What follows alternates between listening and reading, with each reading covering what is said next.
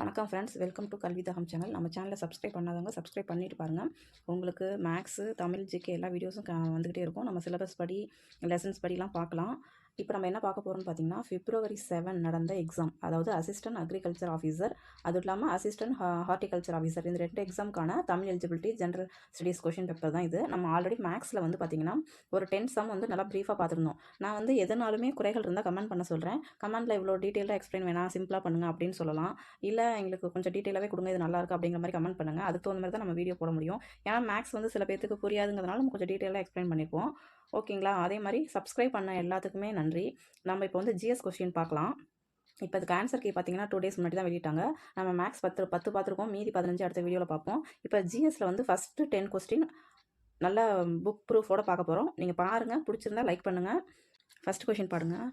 அரசியலமைப்பின் கருத்தாக்கம் முதலில் தோன்றிய நாடு எதுன்னு கேட்டிருக்காங்க. இது நமக்கு வந்து 10th அரசியலமைப்பு குடிமையில் பார்த்தீங்கன்னா ஃபஸ்ட் லெசன்லேயே ஃபஸ்ட்டு பேராகிராஃப்லேயே இருக்கும். ஓகேங்களா? இந்திய அரசியலமைப்பு கருத்தாக்கம் முதலில் தோன்றிய நாடு வந்து பார்த்திங்கன்னா அமெரிக்க ஐக்கிய நாடு. ஓகேங்களா? புக் ப்ரூஃப்னு பார்த்துடலாம். ஏன்னா ஃபஸ்ட்டு வந்து சோசியல் புக் வந்து 2 டேமாக இருந்துச்சு. இப்போ வந்து சிங்கிளாக ஆக்குனதுனால நிறைய பேஜஸ், நிறைய பாயிண்ட்ஸ்லாம் குறைச்சிருக்காங்க. உங்ககிட்ட கையில் என்ன புக் இருக்கோ அதை படிங்க. எக்ஸ்ட்ரா இன்ஃபர்மேஷன் வேணும் அப்படின்னா நீங்கள் நெட்டில் டவுன்லோட் பண்ணி புக்கு பார்த்துக்குங்க. அரசியலமைப்பு என்ற கொள்கை முதலில் அமெரிக்க ஐக்கிய நாடுகளில் தோன்றியது. USA அப்படின்னு கொடுக்கலாம். ஓகேங்களா? USA அதான் நல்லா ஞாபகம் வச்சுக்கோங்க. ஏன்னா UAE அப்படிங்கிற மாதிரிலாம் கொடுத்தா அதெல்லாம் வேறு கண்ட்ரி. USA அப்படிங்கிறது தான் அதாவது அமெரிக்க ஐக்கிய நாடு. ஓகேங்களா? அடுத்த கொஸ்டின் பார்க்கலாம் வாங்க. இந்திய நாடாளுமன்ற கட்டிடத்தை வடிவமைத்தவர் யாருன்னு சொல்லி 4 ஆப்ஷன் கொடுத்துருக்காங்க. அதில் பார்த்தீங்கன்னா ஹெர்பர்ட் பேக்கர் அப்படிங்கிற பேரே 2 இடத்துல வருது. ஓகேங்களா? அடுத்து பார்த்தீங்கன்னா எட்வின் ஹெட்டியன்ஸ் அப்படிங்கிற பேர் பார்த்தீங்கன்னா 2 இடத்துல வருது. மீதியெல்லாம் ஆப்ஷனுக்கு வந்து ஜவஹர்லால் நேரு, தாகூர் அந்த மாதிரி கொடுத்துருக்காங்க. இவங்கெல்லாம் வரத்துக்கு வாய்ப்பு இல்லைங்கிறது ஓரளவுக்கு கெஸ் பண்ணலாம். இருந்தாலும் உங்களுக்கு ஒரு டவுட் வரலாம். பட் ஆன்சர் வந்து பார்த்தீங்கன்னா எட்வின் ஹெட்டியன்ஸ் மற்றும் ஹெர்பர்ட் பேக்கர். இது புக்கில் எங்கே இருக்குது, எப்படி ஞாபகத்தில் வச்சுக்கலாம்னு வாங்க பார்க்கலாம். புக்கில் பார்த்தீங்கன்னா ஃபஸ்ட்டு கொஸ்டின் வந்து 10th புக்கு.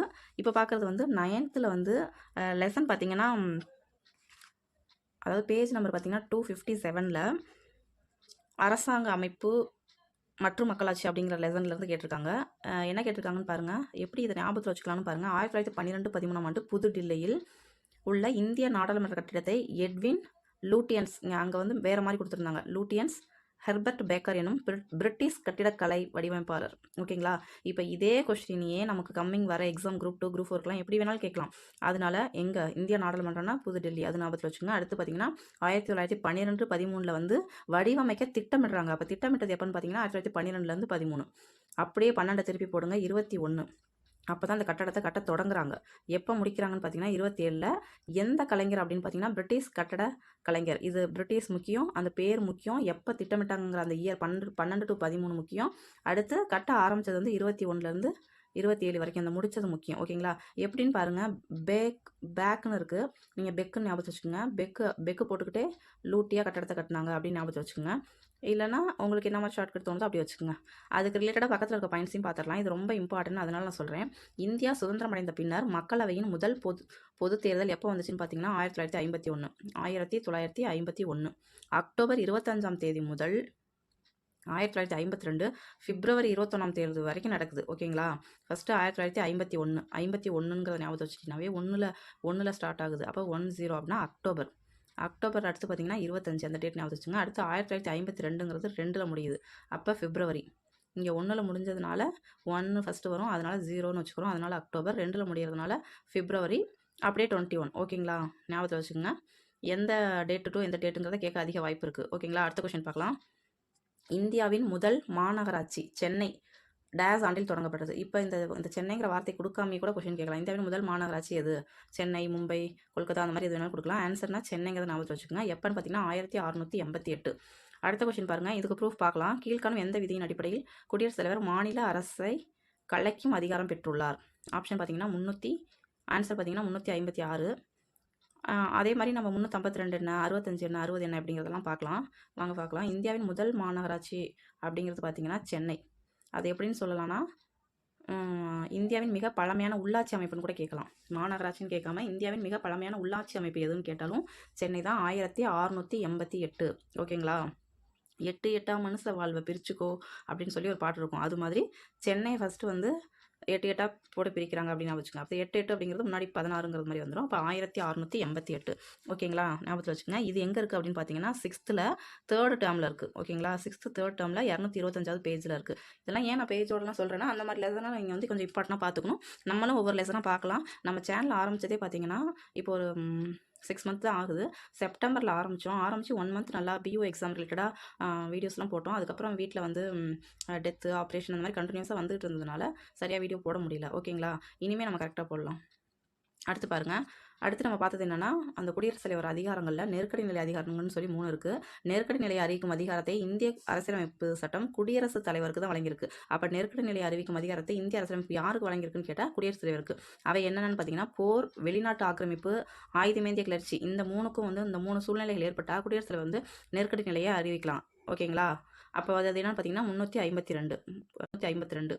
ஓகேங்களா, ஆப்ஷனில் முதல் ஆப்ஷனாக கொடுத்துருந்தாங்களா அது 352. இதுவும் பார்த்தீங்கன்னா 10th புக்கில் பேஜ் நம்பர் 200, அதாவது பார்ட் 1 பார்ட் 2ன்னு இருக்கிற புக்கில் பார்ட் 1ல் 200வது பேஜில் இருக்குது. அடுத்தது பாருங்கள், அரசியலமைப்பு சட்டத்தில் குறிப்பிட்டுள்ளபடி ஒரு மாநில அரசாங்கம் செயல்படவில்லை எனில் அம்மாநிலத்தில் நெருக்கடி நிலையை அறிவித்து அம்மாநில அரசாங்கத்தை முடிவுக்கு கொண்டு வரும் அதிகாரத்தை குடியரசுத் தலைவருக்கு 356 சட்டப்பிரிவு வழங்குகிறது. அப்போ மாநில அரசாங்கத்துக்கு அது ஒழுங்காக செயல்படலைன்னா மாநில அரசாங்கத்தை முடிவுக்கு கொண்டு வரும் அதிகாரம் வந்து குடியரசுத் தலைவருக்கு இருக்குது. அது என்னன்னு பார்த்தீங்கன்னா 356. இப்போ நம்ம பார்த்த கொஸ்டினுக்கு ஆன்சர். ஃபஸ்ட்டு பார்த்தது வந்து இந்தியா ஃபுல்லும், அடுத்து பார்க்குறது மாநிலம், அடுத்து பார்க்குறது நிதிநிலை. இந்தியாவின் நிதிநிலையில் திருப்தியின்மை காணப்பட்டாலும் இந்தியாவின் எந்த ஒரு பகுதியில் ஏதாவது ஒரு காரணத்திற்காக அச்சுறுத்தல் ஏற்படும் பொழுதும் 360 அந்த பிரிவின்படி குடியரசுத் தலைவர் நிதி நெருக்கடி. அப்போ ஃபஸ்ட்டு பார்க்குறது இந்த இந்தியா ஃபுல்லுக்கும், அது 352. அடுத்து 356 மாநிலத்துக்கு, அடுத்து பார்த்தா 360 பார்த்தீங்கன்னா நிதி நெருக்கடி. எல்லாமே பார்த்தீங்கன்னா டிஃப்ரென்ஸ் வந்து 4 இருக்கும். ஓகேங்களா, அடுத்து பாருங்கள், இந்த பாயிண்டே பார்த்துங்க. கேரளா மற்றும் பஞ்சாப் மாநிலங்களில் அதிகபட்சமாக 9 முறை குடியரசுத் தலைவர் ஆட்சி நடைபெறப்படுத்தியுள்ளது. இதை 2 விதமாக கேட்கலாம். எந்தெந்த மாநிலங்களில் அதிக முறை அப்படின்னா கேரளா, பஞ்சாப், அப்படி ஒரு மாதிரி கேட்கலாம். அப்படி இல்லைனா எத்தனை முறைன்னு கேட்கலாம். அது வந்து 2வது கொஷின் 9 முறை அப்படிங்கிறது. அதுக்கப்புறம் எப்படி கேட்கலாம், இந்த கொஷினே நிறைய மாடலில் கேட்கலாம். கூற்று காரணங்களை கேட்கலாம், கீழ்கண்ட இணைகளில் சரி எது தவறு எது, அந்த மாதிரி கொடுத்து கேட்கலாம். பார்த்துக்குங்க. அடுத்த கொஷின் பார்க்கலாம் வாங்க. எந்த நாட்டில் இரு கட்சி ஆட்சி முறை நடைமுறையில் உள்ளது? ஓகேங்களா, ஆன்சர் பார்த்தீங்கன்னா இங்கிலாந்து. இரு கட்சி ஆட்சி முறை. சீனா, பிரான்ஸு, சோவியத் யூனியன், இதெல்லாம் என்னங்கிறதையும் நம்ம பார்க்கலாம். ஆன்சர் பார்த்தீங்கன்னா இங்கிலாந்து தான். பாருங்கள், உலகில் கட்சி முறையினே 3 வகைகளாக பிரிக்கலாம். இது எங்கே இருக்குன்னு பார்த்தீங்கன்னா அதே 9th தான். 9th ஆல்ரெடி ஒரு கொஸ்டின் பார்த்துருந்தோம். அது பார்த்தீங்கன்னா ஃபஸ்ட் லெசன். இது பார்க்குறது வந்து பார்த்தீங்கன்னா 9th வந்து லெசன் நம்பர் 2ல் தேர்தல் அரசியல் அழுத்த குழுக்கள் அந்த மாதிரி படத்தில் இருக்கும். ஒரு கட்சி முறை என்னன்னு பார்த்தீங்கன்னா ஒரே ஒரு ஆளும் கட்சி மட்டுமே பங்கு பெறுவது தான் ஒரு கட்சி முறை. எது கட்சிகளே இருக்க மாட்டாங்க, அனுமதிக்கப்படுவதில்லை. அப்படிங்கிற நாடு என்னென்னு பார்த்தீங்கன்னா சீனா, கியூபா, முன்னாள் சோவியத் யூனியன். இதில் நம்ம எக்ஸ்ட்ரா பாயிண்ட்ஸ் தெரிஞ்சுக்கிறது நல்லது. கொஷினை மட்டும் பார்த்துட்டு போகிறது நல்லதில்லை. அதனால தான் நான் புக் பேஜ் ப்ளஸ் ப்ரூஃப் எல்லாமே கொடுக்குறேன். சீனா, கியூபா, முன்னாள் சோவியத் யூனியன், இதெல்லாம் பார்த்தீங்கன்னா ஒரு கட்சி முறை. ஓகேங்களா, அடுத்து இரு கட்சி முறை எதுன்னு பார்த்தீங்கன்னா அமெரிக்க ஐக்கிய நாடுகள், இங்கிலாந்து. இப்போ அமெரிக்க ஐக்கிய நாடுகள் அப்படின்னா அங்கே வந்து என்னென்ன கட்சி இருக்கும் பார்த்தீங்கன்னா ஜனநாயக கட்சி, குடியரசுக் கட்சி, இந்த மாதிரி 2 கட்சி தான் இருக்கும். அந்த 2 கட்சிக்கு மட்டும்தான் வாக்களிப்பது. இப்போ இந்தியாலாம் பார்த்தீங்கன்னா நிறைய கட்சிகள் இருக்கும். இப்போ அமெரிக்காவோட ஜனாதிபதி யாருங்கிறத கமெண்ட் பண்ணுங்கள். பல கட்சி முறை யார் என்னென்ன நாடுன்னு பார்த்தீங்கன்னா இந்தியா, இலங்கை, ஃப்ரான்ஸ், இத்தாலி எல்லாமே. ஓகேங்களா, இந்த கொஷினை பாருங்கள், மறுபடியும் பாருங்கள். இது வந்து இங்கிலாந்து வந்து இரு கட்சி முறை. இன்னொன்று என்னென்னா அமெரிக்காவும் இரு கட்சி முறை. இப்போ சீனா என்னன்னு பார்த்தீங்கன்னா ஒரு கட்சி, சோவியத் யூனியன்கிறதும் ஒரு கட்சி, ஃப்ரான்ஸ் பார்த்தீங்கன்னா பல கட்சி. ஓகேங்களா, கொஸ்டின்லேருந்தே நம்ம கொஸ்டின் உருவாக்கி படிக்கணும். ஓகேங்களா, அடுத்த கொஸ்டின் பாருங்கள். வாக்களிக்கும் உரிமை, சங்கம் அமைக்கும் உரிமை, பாரம்பரியத்தை பாதுகாக்கும் உரிமை, குழந்தை தொழிலாளர், இதுக்கெல்லாம் அவங்க ஆர்டிக்கல் கேட்கல. பட் அது என்ன ரிலேட்டடான உரிமை அப்படிங்கிறத கொடுத்துருக்காங்க. நீங்கள் இந்த சைடு பாருங்கள், பண்பாட்டு உரிமை, சுரண்டலுக்கு எதிரான உரிமை, அரசியல் உரிமை, சுதந்திர உரிமை இருக்குது. ஏதாவது ஒன்று தெரியலனா கூட தெரிஞ்சதை வச்சு மேட்ச் பண்ணலாம். இப்போ குழந்தை தொழிலாளர் அப்படின்னா சுரண்டலுக்கு எதிரான உரிமை. அடுத்து பார்த்தீங்கன்னா பாரம்பரியத்தை பாதுகாக்கும் உரிமைனா பண்பாட்டு உரிமை. அடுத்து வாக்களிக்கும் உரிமை அப்படிங்கிறது பார்த்தீங்கன்னா அரசியல் உரிமை. சங்கம் அமைக்கும் உரிமை அப்படிங்கிறது பார்த்தீங்கன்னா சுதந்திர உரிமை. இப்போ உங்களுக்கு இந்த ஃபர்ஸ்ட் 2 தான் கன்ஃபியூஷனாக இருக்கும். ஆனால் ஆப்ஷன் வந்து ரொம்ப கன்ஃபியூஸ் பண்ணாமல் தான் கொடுத்துருக்காங்க. பாருங்கள், வாக்களிக்கும் உரிமை அப்படிங்கிறது பார்த்தீங்கன்னா அரசியல், 3 சங்கம் அமைக்கிறது சுதந்திரம், 3 4 பாரம்பரியம்னா பண்பாடு, குழந்தை தொழிலாளர் சுரண்டலுக்கு எதிரானது, 3 4 1 2. இப்போ இதுக்கு ஆர்டிகல் பார்த்தீங்கன்னா இதுவும் 10th புக்கில் தான் இருக்குது. ஆர்டிகல்லையும் நம்ம பார்த்துடலாம். இப்போ குழந்தை தொழிலாளருக்கு எதிரானது, குழந்தை தொழிலாளர் அப்படின்னா சுரண்டலுக்கு எதிரான உரிமை. ஓகேங்களா, இது வந்து ரொம்ப ரொம்ப இம்பார்ட்டன்ட். நிறைய எக்ஸாம்ஸில் கேட்டுகிட்டே இருக்காங்க. இங்கே பாருங்கள், இந்த சுரண்டலுக்கு எதிரான உரிமைங்கிறதுலையே 2 பார்ட் இருக்குது. கட்டாய வேலை, கொத்தடிமை முறை, மனித தன்மையற்ற வியாபாரத்தை தடுத்தல், இதெல்லாம் பார்த்தீங்கன்னா பிரிவு 23. பிரிவு 24 தான் தொழிற்சாலைகள் மற்றும் ஆபத்தான இடங்களில் குழந்தை தொழிலாளர் முறையை தடுத்தல். ஃபஸ்ட்டு வந்து கட்டாய வேலை, கொத்தடிமை அந்த மாதிரி வந்துடும். செகண்ட் அந்த பிரிவு 24 தான் பார்த்தீங்கன்னா குழந்தைகளுக்கானது மெயினாக. சரிங்களா? அடுத்து நம்ம என்ன பார்த்தோம், சங்கம்லாம் வைக்கலாம், அதுக்குன்னு உரிமை இருக்குது அப்படின்னா, இது வந்து சுதந்திர உரிமைங்கிற டாப்பிக்கில் வரும். ஓகேங்களா? ஓகே, இந்த இந்த ஆர்டிக்கல் எல்லாம் படிச்சுருங்க. இது வந்து பேஜ் நம்பர் பார்த்தீங்கன்னா 10th வந்து இது பார்த்தீங்கன்னா 10th ஃபஸ்ட் லெசனில் தான் இருக்கும். உங்கள்கிட்ட ஃபஸ்ட் டேர்ம் வைஸாக புக் இருக்கா, ஃபுல் டேர்மாக இருக்கான்னு தெரியல.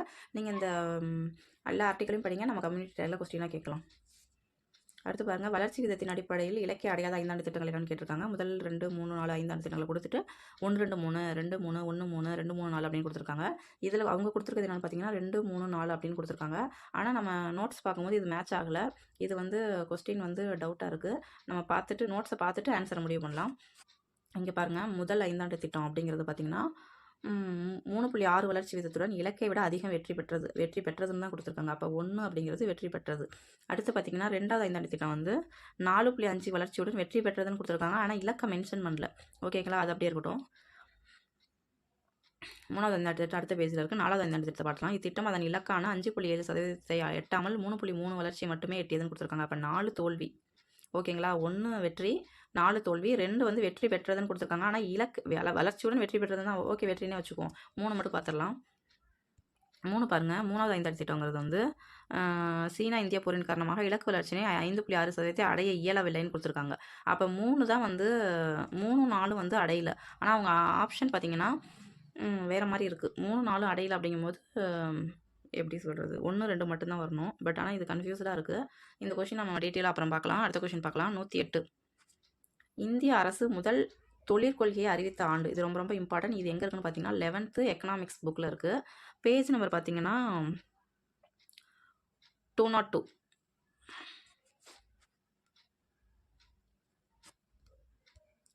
ஆயிரத்தி 1948 தொழிற்கொள்கை தீர்மானம் அப்படிங்கிற டைட்டிலில் இந்திய அரசு தொழில் மயமாதலின் குறிப்பிடத்தக்க பங்களிப்பை உணர்ந்தது. ஆகையால் 1948 ஏப்ரல் 6 டேட், முன்னெல்லாம் இயர் கேட்பாங்க, இப்போ டேட்டு மந்த் எல்லாமே கேட்க ஆரம்பிச்சிட்டாங்க. 1948 ஏப்ரல் 6. ஓகேங்களா? ஏப்ரல் 6 அதன் அன்று தனது முதல் தொழில் கொள்கையை அறிவித்தது. இந்த கொள்கை முக்கிய நோக்கம் என்னன்னு கேட்டால் கலப்பு பொருளாதாரத்தை அறிமுகப்படுத்துதல் தான். அப்போ நெக்ஸ்ட் கொஸ்டினில் கேட்கலாம், 1948 தொழில் கொள்கையோட நோக்கம் என்னன்ட்டு. அப்போ கலப்பு பொருளாதாரத்தை அறிமுகப்படுத்துதல். அந்த 5 திட்டங்கள் பார்த்தீங்கன்னா 215வது பேஜில் 11th புக்கில் இருக்குது, எக்கனாமிக்ஸ் புக்கில் ரெஃபர் பண்ணுங்கள். இல்லைனா நம்ம 5 திட்டங்கள் பற்றி வீடியோ போடலாம். நம்ம நிறைய வீடியோ இந்த டாபிக் போடலான்னு பிளான் பண்ணுறது சில பல காரணங்களால் டிலே ஆயிடுது. நம்ம இனிமேல் ரெகுலராக போடலாம். சப்ஸ்கிரைப் பண்ணிட்டு பாருங்கள். இந்தியாவில் உள்ள வரிகள் என்னென்னு பார்த்தீங்கன்னா நேர்முக வரிகளா வரைமுக வரிகளா ரெண்டுமே எதுவுமே இல்லையான்னு கேட்டிருக்காங்க. இரண்டுமே தான். இது எங்கே இருக்குன்னு பார்த்தீங்கன்னா 10th புக்கில் செகண்ட் டேர்மில் இருக்குது. அதாவது பார்த்திங்கன்னா அரசாங்கம் வரிகளும் அந்த லெசனில் இருக்குது. 4வது லெசன், அதாவது எக்கனாமிக்ஸில் வந்து பார்த்திங்கன்னா 4வது லெசன். ஃபுல் டேர்ம் வச்சிருந்தாலும் அதுலேயும் 4வது லெசனில் தான் இருக்கும். இப்போ பார்த்திங்கன்னா இது புக் பேக்கில் அப்படியே அந்த கொஸ்டின் இருக்குது பாருங்கள், இந்தியாவில் உள்ள வரிகள் அப்படின்னு சொல்லி புக்கு பின்னாடி புக் பேக் கொஸ்டின்லேருந்தே சில கொஸ்டின்ஸ்கள் வருது அப்படிங்கிறத தெரிஞ்சுக்கோங்க. அடுத்து பார்த்திங்கன்னா நம்ம அதை டீட்டெயிலாக பார்த்துடலாம். ஃபஸ்ட்டு வந்து பார்த்திங்கன்னா நேர்முக வரிகள் அப்படின்னா என்னென்னு பார்த்தீங்கன்னா, நேர்முக வரி என்பது ஒரு தனிநபர் அல்லது நிறுவனத்தின் மீது நேரடியாக விதிக்கப்படும் வரி. இவ்வரியை மற்றவர் மீது புரட்டிவிட முடியாதுன்னு சொல்கிறாங்க. பேராசிரியர் J.S. மில்லின் கருத்துப்படி நேர்முக வரி என்பது யார் மீது வரி விதிக்கப்படுகிறதோ அவரே அவ்வரியை செலுத்துவதாகும். வரி செலுத்துபவரே வரி சுமையை ஏற்க வேண்டும். இப்போ இந்த கொட்டேஷன் கொடுத்துட்டு இது யார் சொன்னதுன்னு கேட்கலாம். J.S. மில்லின். சில நேர்முக வரிகள் என்னென்னு பார்த்தீங்கன்னா வருமான வரி, சொத்து வரி, நிறுவன வரி, இதெல்லாம் வந்து பார்த்திங்கன்னா நேர்முக வரி. மற்றதெல்லாம் பார்த்திங்கன்னா மறைமுக வரி. அதிலே ஒரு எக்ஸ்ட்ரா இன்ஃபர்மேஷன் பார்க்க, இந்தியாவில் முதலாக வருமான வரி பார்த்திங்கன்னா 1860ஆம் ஆண்டு சர் ஜேம்ஸ் வில்சன் என்பவரால் அறிமுகப்படுத்தப்பட்டது. அப்போ வருமான வரி முதல்ல எப்போ அறிமுகப்படுத்தப்பட்டதுன்னு பார்த்திங்கன்னா 1860ஆம் ஆண்டு. ஏன் அப்படின்னு பார்த்தீங்கன்னா 1857ஆம் ஆண்டு கழகத்தின் மூலம் ஏற்பட்ட இழப்புகளை ஈடு செய்ய தான் அரசாங்கம் வந்து இந்த மாதிரி ஒரு வரி விதிப்பை போடுறாங்க. அப்போ வந்து 1857க்கு அப்புறங்கிறத நம்ம தெரிஞ்சுக்கிட்டோம்னா ஆப்ஷன் படி அது ஒரு 3 வருஷத்துக்கு அப்புறம் அப்படிங்கிறத மைண்டில் வச்சுட்டோம்னா 1860ன்னு போடலாம். 1857 புரட்சியில் ஏற்பட்ட இழப்புகளை ஈடுகட்ட தான் 1860 ஆரம்பிச்சிருக்காங்க. யார் அறிமுகப்படுத்தினாங்கன்னு பார்த்தீங்கன்னா சர் ஜேம்ஸ் வில்சன். ஓகேங்களா? சரி, அடுத்து இப்போ நம்ம நேர்முக வரி மட்டும் தான் படுத்திருக்கோம். மறைமுக வரினா என்னென்னு பார்த்துடலாம். ஒருவர் மீது விதிக்கப்பட்ட வரி சுமை மற்றொருவருக்கு மாற்றப்பட்டால் அது மறைமுக வரி. வரி விதிக்கப்பட்டவர் ஒருவர், வரி சுமையை சுமப்பவர் வேறொருவர். ஆகையால் மறைமுக வரியில் வரியை செலுத்துபவர் வரி சுமையை சுமப்பவர் அல்ல. அது நல்லா தெரிஞ்சுக்கணும். அது என்னென்ன மாதிரி வரிகள்லாம் மறைமுக வரிகள்னு தெரிஞ்சுக்கங்க. முத்திரைத்தாள் வரி, பொழுதுபோக்கு வரி, சுங்க தீர்வை மற்றும் பண்டங்கள் மற்றும் பணிகள் மீதான வரி. இந்த ஜிஎஸ்டி இது சம்மந்தமான கொஷின் கண்டிப்பாக கேட்பாங்க. நம்ம அடுத்து பார்க்க போகிற கொஷினும் ஜிஎஸ்டி சம்மந்தமானது தான். அடுத்த கொஷின் பார்க்கலாம். பண்டங்கள் மற்றும் பணிகள் வரி இந்திய பாராளுமன்றத்தில் எந்த ஆண்டு நிறைவேற்றப்பட்டது? இப்போ நிறைய கொஷின்ஸ் பார்த்தீங்கன்னா அறிமுகப்படுத்தினது எப்போ, நடைமுறைக்கு வந்தது எப்போ, ரெண்டுமே நமக்கு முக்கியம். ஓகேங்களா? இப்போ வந்து இதுக்கு என்ன ஆன்சர்னு பார்த்தீங்கன்னா 29 மார்ச் 2017. 29 மார்ச் 2017 என்ன பண்ணுறாங்கன்னா பாராளுமன்றத்தில் நிறைவேற்றப்பட்டது. ஓகேங்களா? அப்போ நடைமுறைக்கு வந்தது என்னன்னு நீங்களே இந்த இதில் கெஸ் பண்ணிடலாம். ஏன்னா மற்றதெல்லாம் மார்ச்சில் இருக்குது. அடுத்து ஜூலையில் தான் வந்து என்ன வந்திருக்கும், நடைமுறைக்கு வந்திருக்கும். அதை நம்ம பார்த்துடலாம். பாருங்க, பண்டங்கள் மற்றும் பணிகள் வரி GST, goods and service tax. பண்டங்கள் மற்றும் பணிகள் வரி என்பது மறைமுக வரிகளில் ஒன்றாகும். இவ்வரி இந்திய பாராளுமன்றத்தில் மார்ச் 29, 2017 ஆண்டு நிறைவேற்றப்பட்டது. மேலும் ஜூலை 1, 2017 முதல் அமல்படுத்தப்பட்டு செயல்பட்டு வருகிறது. ஜூலை 1, 2017. நம்ம ஜூன் வந்து 6, ஜூலை வந்து 7ன்னு சொல்கிறோம். அப்போ 7/1/2017. பாருங்கள் எப்படி இருக்குன்னு. 7/1/2017. இங்கே 17 வரணும், இங்கே 71 மாதிரி. ஓகேங்களா? இதை வச்சுக்கோங்க. நடைமுறைக்கு வந்தது அது வந்து பாராளுமன்றத்தில் வந்து பார்த்திங்கன்னா மார்ச் 29. ஓகேங்களா? ஓகே, நம்ம 10 கொஷின் பார்த்துருக்கோம். 10 டீட்டெயிலாக பார்த்துருக்கோம். எந்த புக்கில் இருக்குது என்னங்கிறத முதற்கொண்டு பார்த்துருக்கோம். இப்போ நம்ம பார்த்த 10 கொஷினில் 2 கொஷின் பார்த்தீங்கன்னா 11th கேட்டிருக்காங்க. 2 கொஷின் பார்த்தீங்கன்னா 9th கேட்டிருக்காங்க. ஒரு கொஷின் பார்த்தீங்கன்னா 6th கேட்டிருக்காங்க. மீதி இருக்க 5 கொஷின் பார்த்தீங்கன்னா 10th கேட்டிருக்காங்க. ஸோ 10ங்கிறது ரொம்ப இம்பார்ட்டன்ட். நம்ம லெசன் வைஸாக பார்க்கலாம். இந்த வீடியோ உங்களுக்கு பிடிச்சிருந்துச்சா என்ன அப்படிங்கிறத கமெண்ட்டில் சொல்லுங்கள். நம்ம அடுத்தடுத்த வீடியோவும் இதே மாதிரி பார்க்கலாமாங்களா, இல்லை நீங்கள் டேரெக்டாக ஆன்சர் மட்டும் பார்க்கலாமாங்கிறத கமெண்ட் பண்ணுங்கள். Thank you all. மேக்ஸ் வீடியோ போட்டிருக்கோம். ஃபஸ்ட்டு பார்த்தீங்கன்னா பார்ட் 1, பார்ட் 2, பார்ட் 3ன்னு சொல்லி ஒரு 3 வீடியோ, அதாவது ஜனவரி மாதம் கேட்ட 2024 ஜனவரியில் கேட்ட கொஷின், அடுத்து பிப்ரவரியில் கேட்ட கொஷின், மொத்தம் 4 வீடியோ நம்ம மேக்ஸில் இப்போ போட்டிருக்கோம் ரீசெண்டாக. பாருங்கள், என்ன எப்படி பிடிச்சிருக்கா நாங்கள் பாருங்கள். அதே மாதிரி ஷார்ட்ஸுக்குன்னு சொல்லி நம்ம தனி ஒரு பிளேலிஸ்ட்டே போட்டிருக்கோம். அதில் நிறைய இந்த மாதிரி தான் கொஷின் வித் நோட்ஸ் அந்த மாதிரி தான் போட்டிருக்கோம். சில ஷார்ட்ஸ் வந்து நிறைய பேர் பார்க்குறீங்க, லைக் பண்ணுறீங்க. சில ஷார்ட்ஸ் வந்து சுத்தமாக பார்க்கவே மாட்டேங்கிறீங்க. பார்த்தா தானே அது ஃபுல்லாக தெரியும் என்னங்கிறது. Okay, thank you all.